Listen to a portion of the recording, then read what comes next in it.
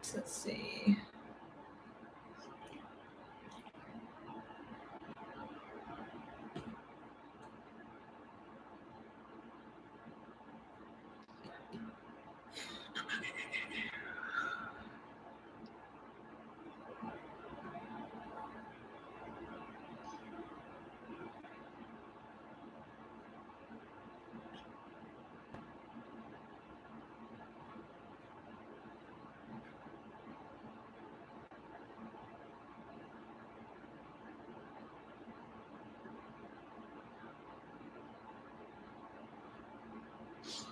Dun, dun, dun.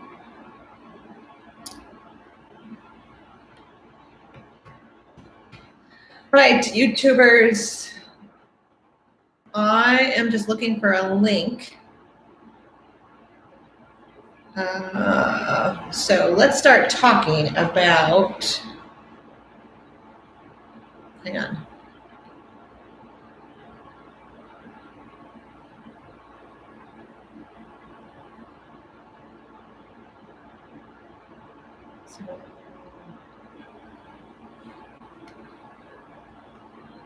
Facebook and. All right, here we go. Here we go, here we go. All right, so today,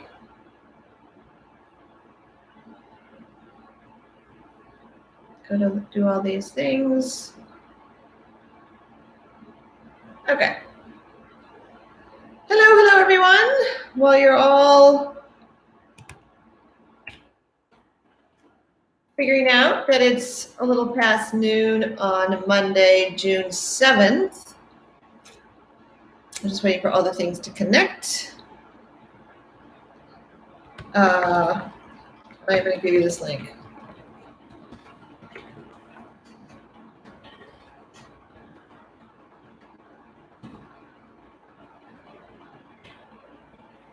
Do it there, do it here. Oops, hang on.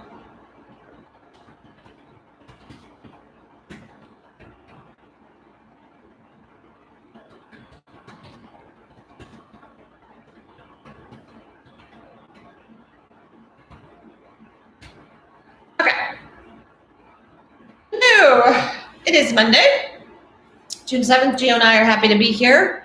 We did a 10-mile, a little over 10 miles, I think, 10-mile hike yesterday in the heat. Not the best idea, but we weren't really thinking about heat. And so it's just been a crazy morning after that. It's just recovering, sleeping, getting adjusted. And, okay, I just want to see what we've got going on here in all the places. All right, so babies and dogs, what do they have in common? And what has been super interesting to me in the last 4 months, because I have a new grandson, is how well babies communicate with us. We just have to be open to what they're saying, right? And we can run down the, there's some typical things, hunger, dirty or wet diaper, and then there's other things depending on the child. So Jackson, my grandson, doesn't like it when he's hot. So if he's too hot, we need to make an adjustment in either the clothing he's wearing, or if he's laying in the same spot in a bed or a bassinet or someplace, just shifting, just moving his position so that, how you sometimes like to move your feet to the cool side, to the side of the bed that's cold. He likes that sometimes, right? And so it occurred to me that, I'm selecting babies because I'm with Jackson a lot, and I'm selecting babies because they're not verbal. So they're not completely speaking our language. And yet they're talking to us all the time. They're communicating that they're happy. They're communicating that they're hungry. They're communicating that they're too hot. Their diaper's too wet. It's soiled. They're bored, they need a change of scenery. There's a lot of things. And I think that, most of us, especially if we're parents or grandparents, we're open to that communication. And we're like, oh, okay. Like let's go for a walk. Let's look out the windows. Let's look at the garden outside. And we are open to what our little babies are communicating to us. And yet with our dogs, different species, but nonverbal, and they are also communicating with us all the time.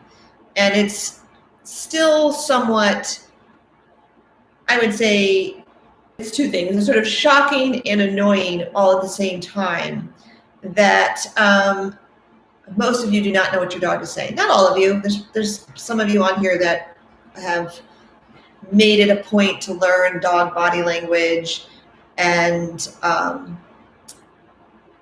actively watch your dogs for signals. And there's plenty of clients that I've worked with that when I start to point out what, the stress signals, the yawning, the scratching, the genital checks, the standing still, the staring, that are then become aware of that in other situations when I'm not there, and you're able to really advocate for your dog, to intervene, to prevent the aggressive act from even happening in the first place. And the other thing that I still find, I still find, I don't know, annoying, if I'm going to be completely honest with all of you, is that so many people think their dogs are okay simply because they're not growling. And that is so not true. And recently, I've just had a lot of people calling me for serious issues of aggression, mostly aggression towards people, maybe them, maybe somebody else. And buried in the conversation someplace is, well, we did try a shock collar. Oh, okay. Well, that explains then why your dog is not growling, not giving any warning. Because you guys, if you punish a shock collar and a prong collar and a choke collar, squirt bottles, sprays, yelling, throwing things, is all punishing. Let's put it this way, they're designed to be punishment for your dog. Whether your dog interprets it as punishment is up to the dog. But so this last family, the dog made a very serious bite to an individual who came up and wanted to pat him. And oops, oh my goodness sakes. And the guy didn't even really I don't even think he asked if he could pat him. I don't even think he put out his hand to gesture, I wanted to pat him. And the dog just lunged for him and nailed him in the face, and he had a defensive wound on his hand. Pretty serious bite, very serious bite. And the dog didn't do any growling. And this had happened twice before with this particular situation. Two other people had approached this individual with the dog, and they had asked, can I pat? And they said yes. One person patted the dog. When they stopped patting, the dog lunged at their face. And then the second one that came along, the dog bit the guy's hand, and then this third one, the dog went after the face. So each of those was a learning experience. Each of those, the dog was communicating through body language that it's a no-go. I don't want you near me. I don't want you to pat me, because we're humans and we anthropomorphize our dogs so much, we forget that they speak a whole nother language.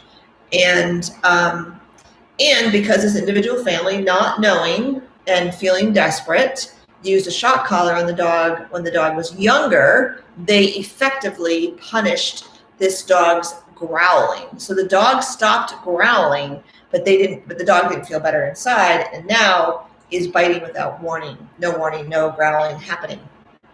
So it's a pretty serious situation. And I am all about let your freaking dogs communicate. Let them growl. They are entitled as living, breathing beings with their own agenda. We should allow them to say, no, not now. No, not now. Please don't touch me. No, not now. Don't trim my toenails. No, not now. Don't hug me. Why do we get so wrapped up in our ego when our dogs growl and say, no, not now? They're probably not saying no, never. And we certainly teach our children that no means no. And we certainly teach our children to don't let strangers touch you or handle you or whatever. And I know your dogs aren't children, but let's just go with that. So if your dog is saying no, then it's your job to say, oh, okay, you're finding this stressful, you're finding this offensive, you're finding this painful, you're finding this unpleasant, like whatever it is for your dog. And then, oh, what is happening? And then make it better. Find a way to make it pleasant for your dog. Find a way to have them enjoy whatever you're doing. The simple example I'm going to give you is with Geo. I've always trimmed his nails. I got him at 11 months, and he's been very good about it. He initially, I'd say, he put up with it. He tolerated it. I've never heard the dog growl, and he probably never would. And then after doing one of these lives where I had a conversation about this, I thought, well, why don't I make it better for him? Why don't I make him want to do this? Get excited about nail trimming. And I know not all of you can do this. So the next time I took out the nail trimmers and the little bit of direct stop or quick stop I have, I brought out meatballs. And every time I cut a toenail, I literally gave him 10 small pieces of meatball for every toenail, right? So on his front foot, that's 5 toenails. He got 50 pieces of meatball. Not 50 meatballs, don't get hysterical, pieces of meatball. And you know what? The next month when I took out the nail clippers, he was jumping around, twirling in the air. He couldn't get outside fast enough and give me his paws so that I could trim his nails, because I made it worth his while. I paid him for it. I made a positive association. Prior to that, he had a mediocre association. But after that, and I still treat him, I don't have to give him 10 per nail now. I'll do an entire foot. And then I stop and I feed the crap out of him with whatever it's going to be, meatballs, cheese, hot dogs. And then I go on and I do the next foot and then I do the same thing. And I make it so he says yes every time. So those of you that have a dog that gets aggressive or growls or wants to bite you during nail trimming, guess what? It's your job, your responsibility to make a positive association. You can do that through teaching your dog to trim his own nails through sandpaper, where they scratch on the sandpaper. We've got a YouTube video on that. You can do it by doing one nail, one day, and you're going to feed him lots of things afterwards. Cheese, chicken, roast beef, not just no dog treats for nail trimming. They need the big guns. 1 per day.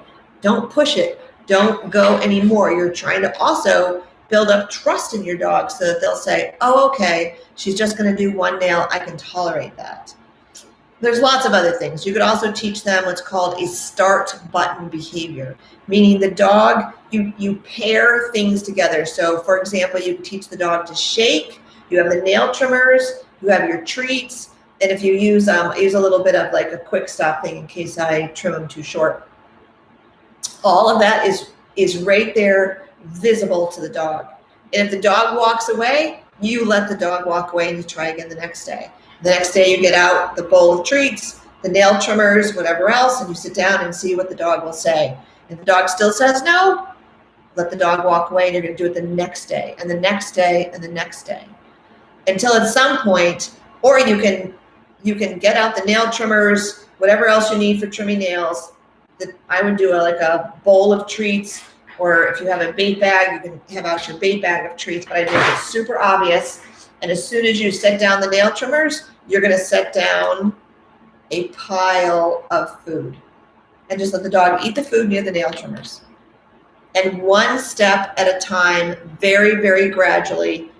Then when the dog is like, oh, okay, you get out the nail trimmers, the pot of gold, the food, the dog comes over to you, good, feed that. teach the dog to shake, ask the dog to shake, great, feed that. And then you can pick up the nail trimmers, ask the dog to shake, right? And what a start button is, the dog shakes, will say, yes, here's my paw, then you can nail trim. But if you cue the shake and the dog won't shake with you, then you don't nail trim. You can look them up on the internet. There's a whole bunch of them. But the point is, I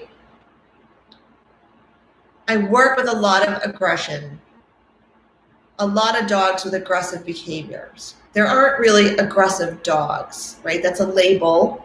The whole dog's being isn't aggressive. There are situations, there are triggers that will trigger the aggression in the dog. Just like there are situations and triggers which will trigger us to do whatever we do. But we need to be cognizant of their body language and what they're saying, what they're asking for, and what they need from you. And while I'm talking about that, we are offering a 2-webinar series. Both webinars are free, talking specifically about dog aggression, and more specifically about, I guess, the methodology that I use to help people. And so the first one is June 17th. I've included the link. It's free. You can register. It will be recorded, and you will have a limited access to the recording. So you're not going to be able to wait weeks. You'll be able to watch it the next day. You'll have about a week to watch the recording before it goes away. So that is in the comments. So I will be back on next week. So let's just review. What do babies and dogs have in common? They're always communicating. And even though we don't know what our babies are communicating, we all recognize that they need something. They need sleep. They need to have their diaper changed. They need to be fed. They need to be cooler. They need to be warmer. They need a different thing to see. They need to not be around so many people. They need to be around more people, whatever it is. We all recognize that. And your dogs are communicating to you all the time as well. And it's up to you to understand what that communication is so that you're in a position to help them. Because once you understand what they're saying and you see it in action, it's going to be so obvious to you, you're going to kick yourself and say, oh my God, why didn't I learn this sooner? Why wasn't I told about this sooner? I could have been helping my dog so much more. Yep, you could have. But here we are.